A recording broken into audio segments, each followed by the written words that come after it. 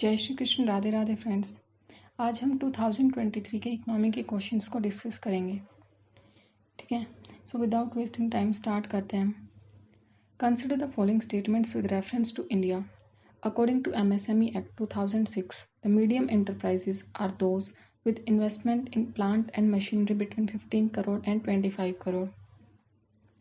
एक बार दोनों स्टेटमेंट्स को रीड करते हैं, फिर किसी कंक्लूजन पे पहुंचना है। ठीक है, इसमें सेकंड स्टेटमेंट बोल रहा है all bank loans to the MSME means micro, small and medium enterprises qualify under the priority sector. Now देखो, इसमें तुम्हारे अगर डायरेक्टली तुम्हें डाटा याद है then that's good, but if you don't know then हमारे पास दो ट्रिक्स आपने इसके बारे में सुनी होंगी। ठीक है, एक तो होती है कि जहाँ पे डाटा होता है उसको रॉन्ग मार्क करो।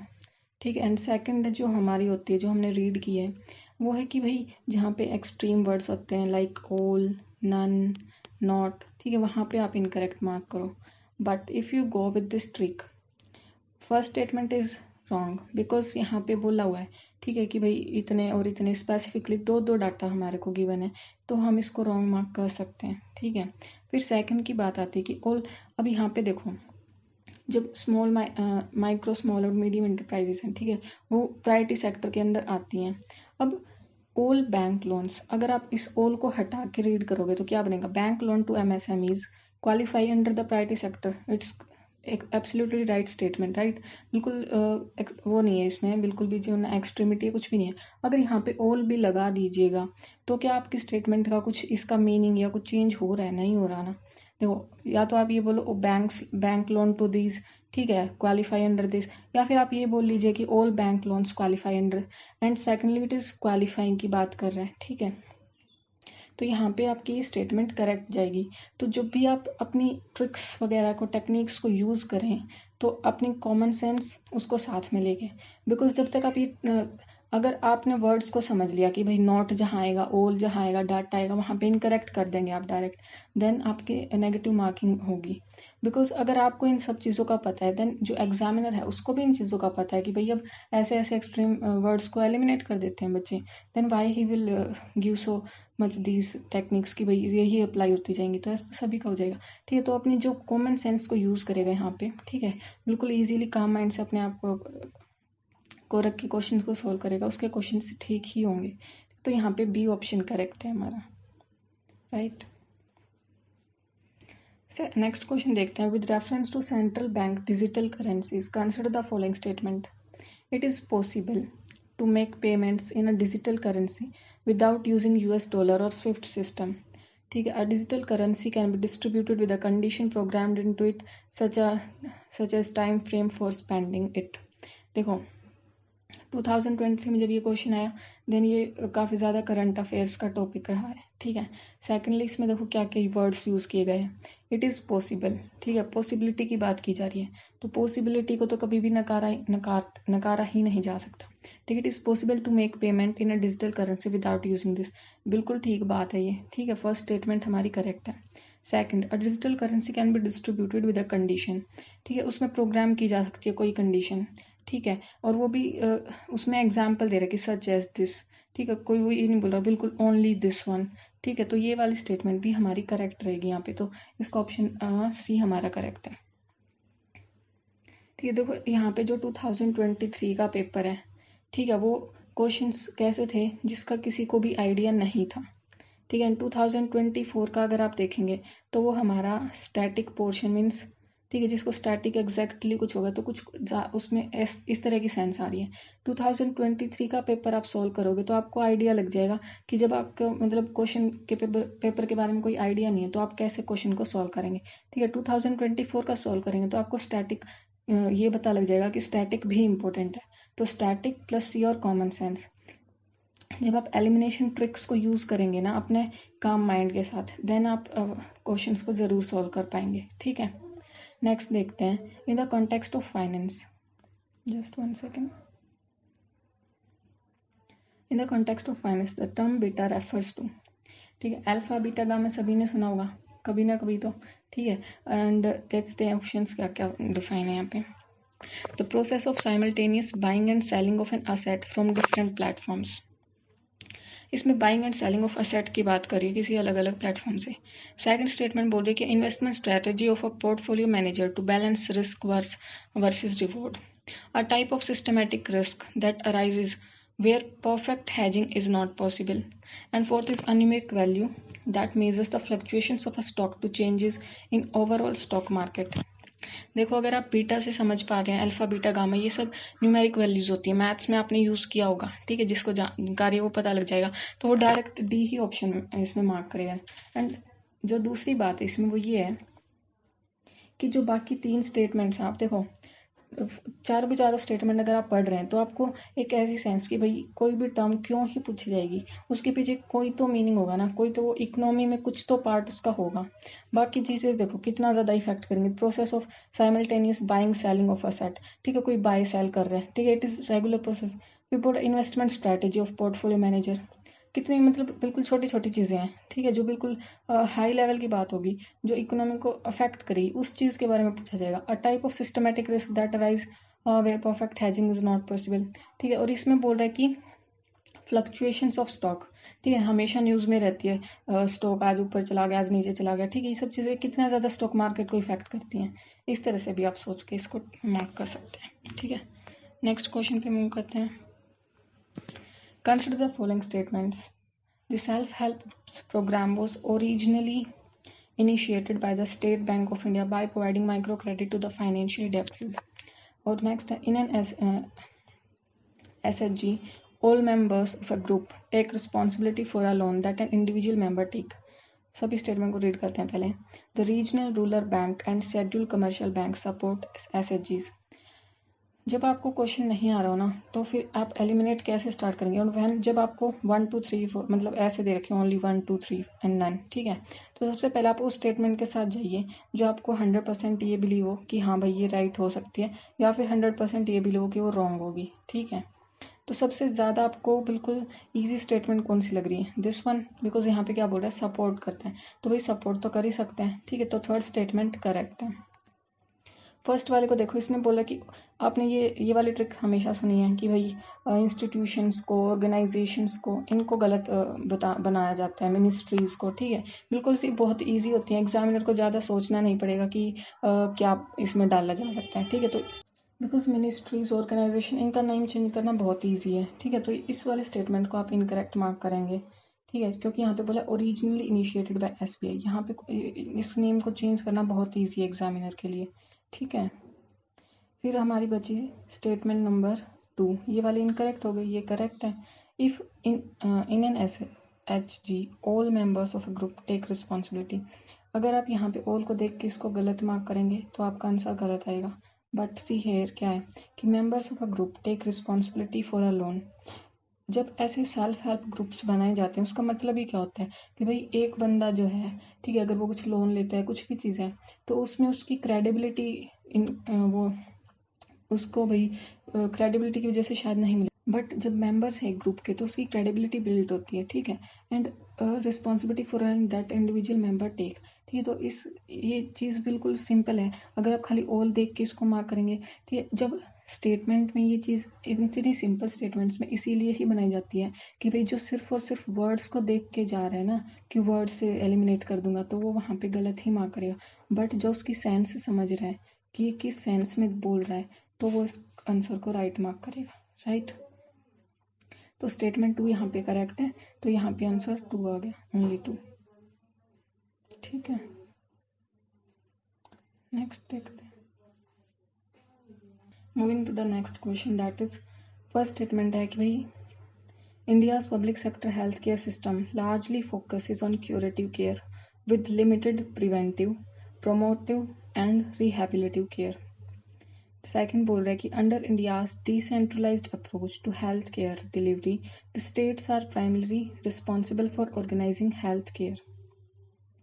देखो इसमें दो बातें हैं, अगर आप फर्स्ट स्टेटमेंट को देखो क्या बोल रहा है कि भाई इंडिया का जो केयर सिस्टम वो लार्जली फोकस करता है क्यूरेटिव केयर पे, लिमिटेड है प्रिवेंटिव पे, तो इसमें ये नहीं बोल रहा कि पूरा का पूरा फोकस उसी चीज़ पे या उस पर बिल्कुल है ही नहीं, ठीक है, तो ये स्टेटमेंट करेक्ट है यहाँ पे। सेकंड में देखो, अगर यहाँ पे तुम सोचोगे भी स्टेट्स की जगह अगर सेंटर हो, बट देखो यहाँ पे क्या बात है, डिसेंट्रलाइज्ड अप्रोच, तो डिसेंट्रलाइज्ड अप्रोच है तो इसमें स्टेट्स का ही रोल होगा ना, ठीक है। तो सेकंड भी करेक्ट है। बट अब ये देखना क्या इन दोनों में लिंक है, तो ये तो केयर कि भाई किस पे फोकस है, ये बात कर रहा है, और ये बात कर रहा है कि स्टेट्स ने primary responsible organising health service. तो इन दोनों ये इसको एक्सप्लेन नहीं कर रहा, ठीक है। कुछ भी इससे रिलेटेड अगर नहीं समझ आए तो बिकॉज लगा के देख सकते हैं, ठीक है। तो यहाँ पे अगर बिकॉज लगाओगे तो कोई लिंक नहीं है, तो statement 2 correct, option B correct होगा यहाँ पे, ठीक है। नेक्स्ट क्वेश्चन है consider the following statements. According to UN's world water development report, India extract more than a quarter of world's ground water withdrawal each year, ठीक है। तो यहाँ पे क्या बोल रहे हैं, मोर देन अ क्वार्टर, ठीक है, कुछ भी स्पेसिफिक नहीं बताया। नेक्स्ट स्टेटमेंट में है India needs to extract more than a quarter of the world ground water each year to satisfy the drinking water and sanitation need of almost 18% of world population living in this territory. Now first statement अगर हमारी correct है, ground water का देखो, drinking water की इतनी problem नहीं है, ground water deplete हो रहा है, ठीक है, कई जगह पे जैसे पंजाब वगैरह इन सब एरियाज में। तो रीज़न क्या है उसका, कहाँ पे यूज़ होता है उसका, इरिगेशन, ठीक है, फार्मिंग में। तो उस चीज़ के लिए जो ग्राउंड वाटर जो है निकाला जाता है इतना ज़्यादा। तो यहाँ पे जो ड्रिंकिंग वाटर, ये बिल्कुल सिंपल स्टेटमेंट है। थोड़ा सा अगर आपने PYQs वगैरह भी किए होंगे तो ग्राउंड वाटर से रिलेटेड समस्याएं वगैरह जो हैं वो पढ़ने में आती हैं, ठीक है। तो ये वाली स्टेटमेंट करेक्ट है। और इन क्वेश्चंस का फ़ायदा ये है कि एक स्टेटमेंट का भी पता लग जाना कि करेक्ट है या नहीं है, तो आप डायरेक्टली अपने आंसर तक पहुँच जाते हैं, ठीक है। तो यहाँ पे सी ऑप्शन करेक्ट होगा हमारा, ओके। इस क्वेश्चन में बोल रहा है कि Switzerland is one of the leading exporter of gold in terms of value, and second बोल रहा है कि स्विट्जरलैंड है the second largest gold reserve in the world. Now इसमें बोल रहा है कि वन ऑफ द, ठीक है, हो सकता है। तो ये स्टेटमेंट बेसिक हो गई हमारी। सेकंड स्टेटमेंट बोल रहा है कि Switzerland has the second largest gold reserve, छोटी सी कंट्री, ठीक है, उसमें सेकंड लार्जेस्ट बता दिया, इतना स्पेसिफिक कर दिया, ठीक है। तो इस तरह की स्टेटमेंट हमारी इनकरेक्ट होंगी, and option C is right है, ठीक है।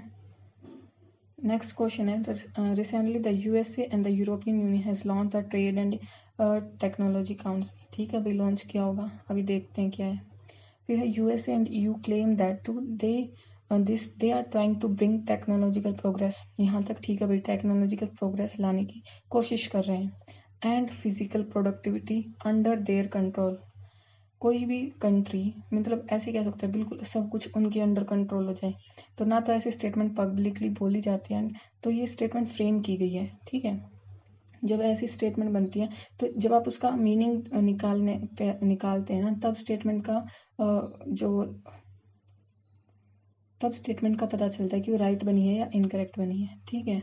तो कोई भी एक्सट्रीम वर्ड हो या लाइक ऑल नन समथिंग कुछ भी, ठीक है, तो अगर वर्ड्स यूज़ किए जा रहे हैं तो इस लाइन का मीनिंग जब डिफाइन करते हैं उससे पता चलता है कि स्टेटमेंट राइट है या रॉन्ग है।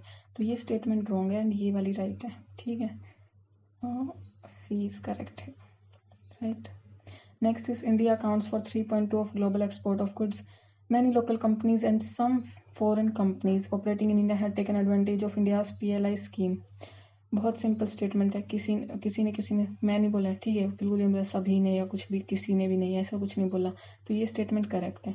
यहाँ पे हमारे को डाटा दिया है, ठीक है। तो इसमें जब आपको कुछ नहीं पता तो आप उसको रॉन्ग मानेंगे, ठीक है। तो यहाँ पे हमारा डी करेक्ट है। देखो 2023 के पेपर को सॉल्व करके आपको ये आइडिया डेफिनेटली लग जाएगा। एंड सॉल्व करना भी ये नहीं कि सिर्फ ये पता लग गया कि कौन सी स्टेटमेंट राइट और कौन सी रॉन्ग, उसकी हर एक स्टेटमेंट के पीछे की वो समझो कि वो क्यों कैसे बनाई गई है और वो क्यों इनकरेक्ट है, क्यों करेक्ट है, राइट। तो आपको पता लग जाएगा जब 2025 में ऐसे क्वेश्चन आएंगे जिनको आपने देखा ही नहीं है, ठीक है, तो उन क्वेश्चन को आप डेफिनेटली सॉल्व कर पाएंगे, राइट।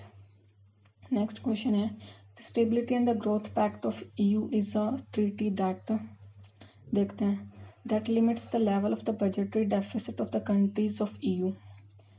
फिर बोलता है makes the countries of EU to share their infrastructure facilities and enable the country of EU to share their technologies. देखो इन स्टेटमेंट्स को पढ़ोगे तो वही सोचोगे एक दो तो ठीक ही होंगी, है ना।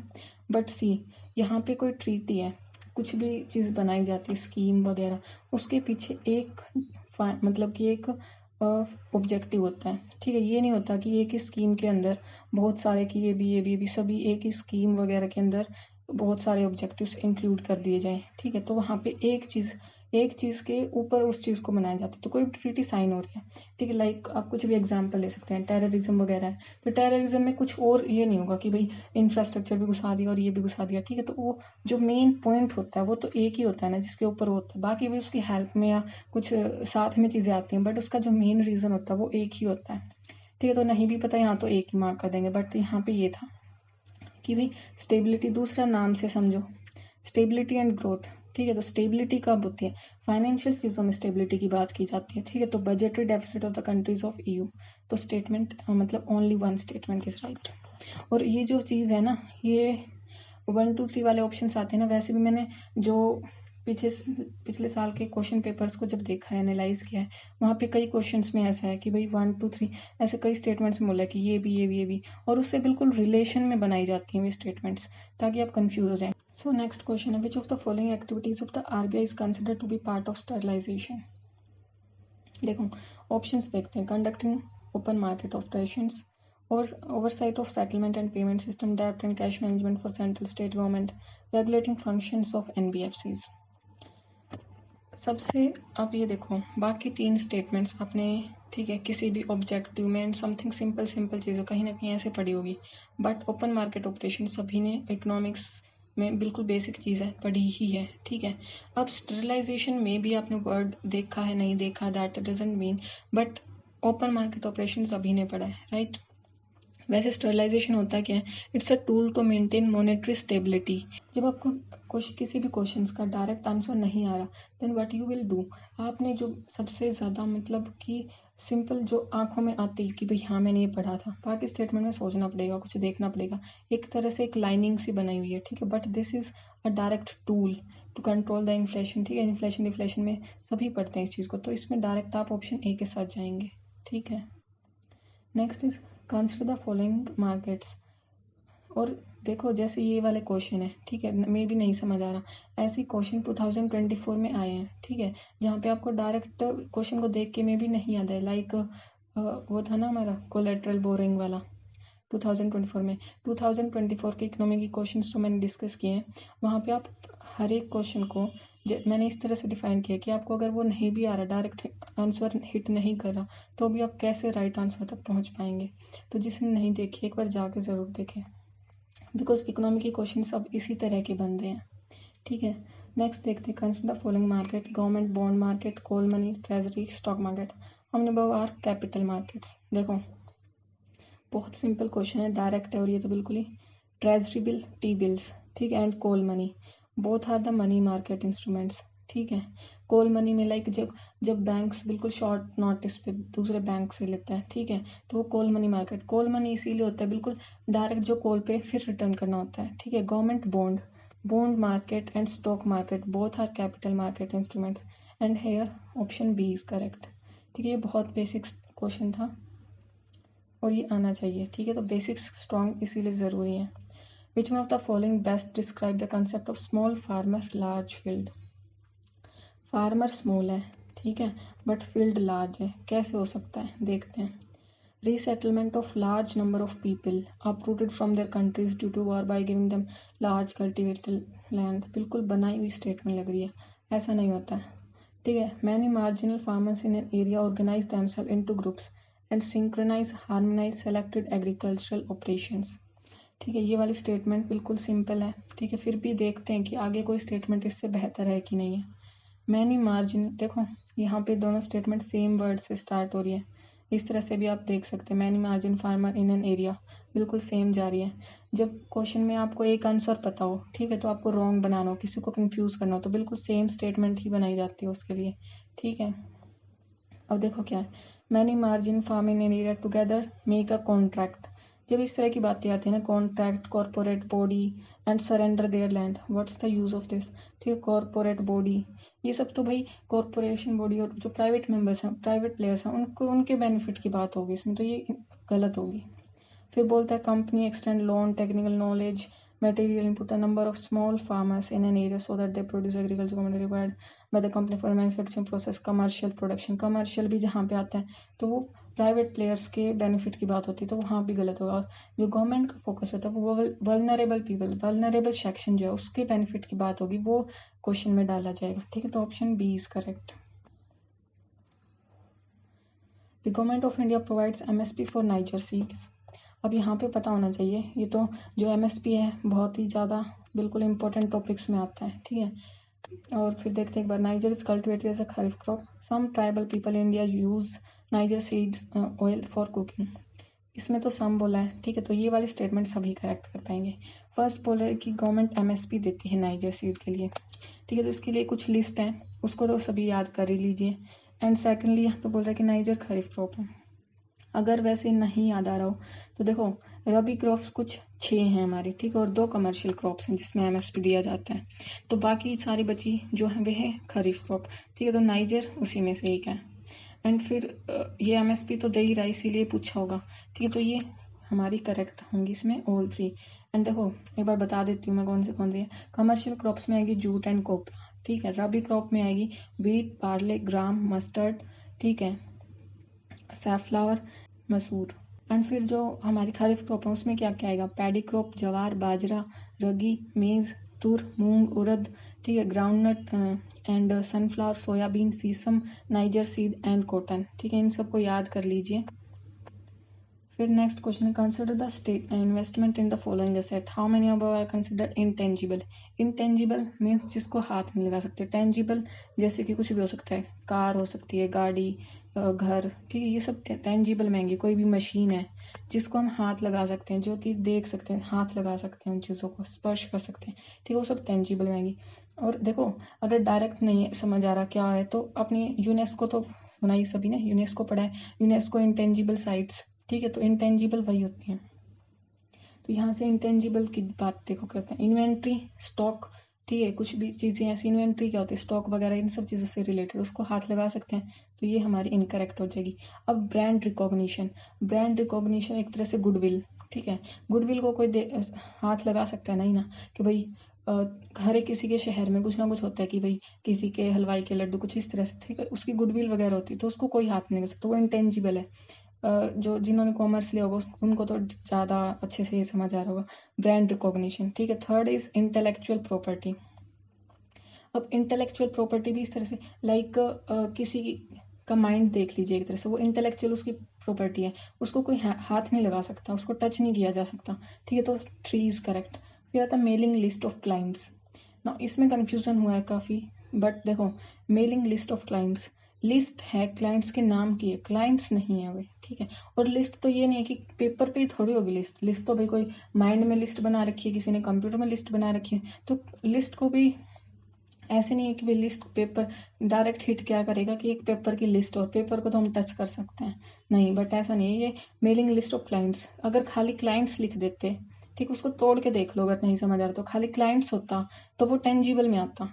ठीक है, और यहाँ पे बोल रहा है mailing list of client, that is intangible, so यहाँ पे हमारे ओनली 3 आर करेक्ट। ठीक है, next is for the horizontal tax devolution, the 15th Finance Commission used how many of the above as criteria other than population area and income distance। देखो अगर direct नहीं याद आ रहा, कुछ ना कुछ एक आधा पॉइंट याद आ जाता है, सभी नहीं समझ आ रहे हो, क्या पता नहीं हुई है, बट देखते हैं एक बार ट्राई करके। इसमें बोल रहे demographic performance, forest and ecology.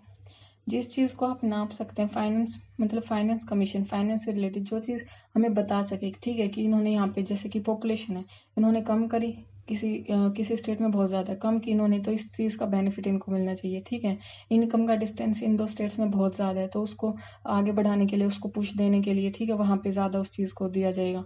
इस तरह से इन चीज़ों को हम देख सकते हैं, समझ सकते हैं कि भाई हाँ नापा जा सकता है। ठीक है, एक तरह से इनका डिफ्रेंशिएट किया जा सकता है। फॉरेस्ट एंड इकोलॉजी में भी किसी ने अपने स्टेट में, ठीक है, फॉरेस्ट को प्रमोट किया, फॉरेस्ट को कटिंग नहीं की जा रही, तो उसको उस चीज़ का शेयर मिलना चाहिए, बेनिफिट मिलना चाहिए। ठीक है, फिर आते हैं गवर्नेंस रिफॉर्म्स। गवर्नेंस रिफॉर्म्स देखते हैं बस, stable government, tax and fiscal efforts. देखो टैक्स एंड फिस्कल एफर्ट्स, इस चीज़ को नापा जा सकता है, ठीक है। तो ये वाली भी हमारी यहाँ पे करेक्ट रहेगी। बट अब देखो स्टेबल गवर्नमेंट है या नहीं है, ठीक है। एंड गवर्नमेंट अगर आपने वैसे भी एक बार आपने नज़र घुमाई होगी इन चीज़ों से, तो आपको वहाँ पे ये चीज़ें क्या क्या मिलती है, इनकम, डिस्टेंस, पॉपुलेशन, ठीक है, फॉरेस्ट, टैक्स वगैरह, इन सब चीज़ों का काम होता है फाइनेंस में। बाकी जो गवर्नेंस कैसी है, अच्छी है कैसी है, ठीक है, स्टेबल गवर्नमेंट है या नहीं है, डेमोग्राफिक से रिलेटेड चीज़ें, ये चीज़ें नहीं देखी जाती। तो गवर्नेंस रिफॉर्म्स, गवर्नमेंट ने वहाँ के क्या क्या रिफॉर्म्स लिए, तो इस चीज़ को भी देखा, ये किया जा सकता है कि क्या रिफॉर्म्स उठाए गए, ठीक है। तो ये वाली भी करेक्ट होगी। तो इस तरह से हमारा option B is correct, only 3, ठीक है। फिर 30th आता है, consider the following infrastructure sectors, on how many of the above does UNOPS Sustainable Investment in Infrastructure and Innovation Initiative focus for its investment। मैं भी इस बारे में नहीं पता हो। तो देखो बात क्या है, इंफ्रास्ट्रक्चर सेक्टर से के बारे में बात करें और सस्टेनेबल से रिलेटेड है, सस्टेनेबल इन्वेस्टमेंट। तो देखो अफोर्डेबल हाउसिंग, ठीक है, मास rapid transport, health care, renewable energy, ये ठीक होगा। हेल्थ केयर भी ठीक होगा। अफोर्डेबल की बात कर रही है तो अफोर्डेबल हाउसिंग भी ठीक होगा, ठीक है। अब यहाँ पे खाली ट्रांसपोर्ट की बात करते हैं ना, क्या होता कि भाई पब्लिक ट्रांसपोर्ट कुछ इस तरह की बात होती तो वो सस्टेनेबल भी लगता है। यहाँ पे क्या बात करें, mass rapid transport, why mass rapid, ठीक है। बाकी सब की तरह हेल्थ केयर, रिन्यूएबल एनर्जी, इस तरह से ट्रांसपोर्ट डाल दिया जाता है ऑप्शन में, बट मास रैपिड डाला गया, ठीक है। तो वो सस्टेनेबल की डेफिनेशन में नहीं आएगा, तो इसको इनकरेक्ट करेंगे, ओनली 3 इज करेक्ट, राइट। तो यहाँ पे हमारे इकोनॉमी के जो क्वेश्चंस थे 2023 में जो आए थे वो हमने कंप्लीट कर लिए हैं, ठीक है। जिसने 2024 के नहीं देखे हैं प्लीज़ जाके देखिए, इससे आपके काफ़ी चीज़ें क्लियर होंगी कि भाई कहीं पे आप अटक भी जाएं तो आप कैसे अपने राइट आंसर तक पहुंच पाएंगे, ठीक है। आपने जो भी एलिमिनेशन ट्रिक्स पढ़ी हैं उसका इम्प्लीकेशन बहुत ज़रूरी है, बिकॉज जो पर्सन एलिमिनेट होते हैं ना इसमें प्रीलिम्स में, वो इसी वजह से होते हैं क्योंकि एलिमिनेशन तो कीवर्ड्स तो सीख लिए, बट उनका इम्प्लीमेंटेशन किसी ने नहीं देखा, किसी ने नहीं सुना, ठीक है। और ये इम्प्लीमेंटेशन भी जब आएगा जब आप रेगुलर इसकी प्रैक्टिस करेंगे, आपके माइंड में ये चीज़ें बिल्कुल ऐसे इस तरह से होंगी कि आपको देखते ही इसको पहचान जाना है कि भाई हाँ यही आंसर होगा, ठीक है। वहाँ पे फिर आपको डाउट इतना नहीं आएगा। अगर डाउट भी है तो भी आप फिर अपने जो नॉलेज है, knowledge plus common sense plus tricks, इसकी हेल्प से आप अपने नेट पॉजिटिव में ही रहेंगे, ठीक है।